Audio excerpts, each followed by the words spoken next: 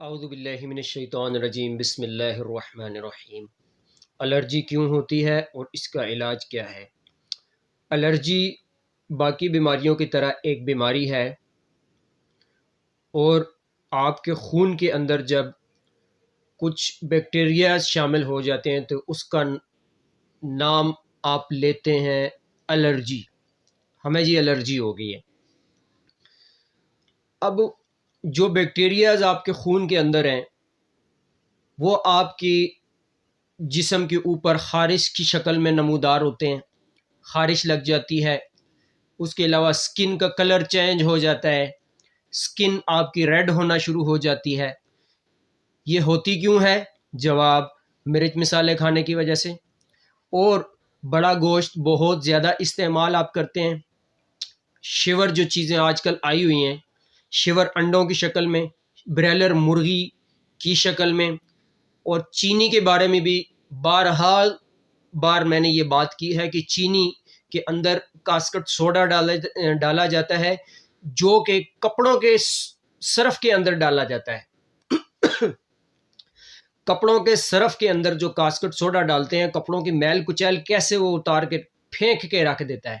اسی طرح جب چینی کا کلر صاف کرنے کے لیے یہ لوگ فیکٹریز کے مالک جب اس میں کاسکٹ سوڈا ڈالتے ہیں تو آپ کے اور میرے اندر جا کر وہ کیا کرتی ہوگی؟ وہ چینی جس کو ہم بڑے مزے لے کر کھاتے ہیں، اس کی جگہ آپ قدرتی اشیاء، قدرتی میٹھا یوز کریں۔ میوہ ہے، کھجور ہے، گڑ ہے، شکر ہے لیکن بغیر کلر کے، شہد ہے، یہ آپ یوز کریں۔ اس سے انشاءاللہ تعالی آپ الرجی سے بچ سکتے ہیں، اور اذکار کی بھی پابندی کریں۔ ٹھیک ہے، شیاطین کی طرف سے بھی اٹیک ہوتا ہے، الرجی کی شکل میں وہ پھر سامنے آتا ہے۔ یہ تو ہو گئی الرجی ہونے سے پہلے جو ہے نا احتیاط۔ اب الرجی ہو گئی ہے ایک انسان کو، وہ کیا کرے؟ جواب یہی کام کرے جو میں نے بتایا۔ الرجی ہو گئی نہیں، اگر ہو بھی جائے تو یہی چیزیں آپ کرنا شروع کر دیں، انشاءاللہ ٹھیک ہو جائے گی۔ اور ایکسٹرا جو چیزیں ہیں وہ میں ساتھ بتا دینا چاہتا ہوں۔ ٹھنڈا دودھ، بہت زیادہ ٹھنڈا نہیں، نیم یعنی ٹھنڈک توڑی ہوئی ہو، اور اس کے ساتھ بغیر نمک کے روٹی، ٹھیک ہے، قبض نہ ہونے دیں۔ اور سنا کے پتے پنساری سے مل جاتے ہیں، وہ آپ کاوا پئیں۔ الرجک جو آپ کے جسم میں پھیلی ہوئی ہے نا، انشاءاللہ وہ اس سنا کے پتے جب آپ پئیں گے، اور کوشش کریں ان پر آپ پڑھائی بھی کر دیں۔ پڑھائی کیا ہے؟ اعوذ باللہ من الشیطان الرجیم 3 بار، بسم اللہ الرحمن الرحیم 3 بار، الحمد شریف آمین تک 3 بار، آیت الکرسی 3 بار، آخری 4 قل 3 بار پڑھ کے آواز اس میں جانی ضروری ہے۔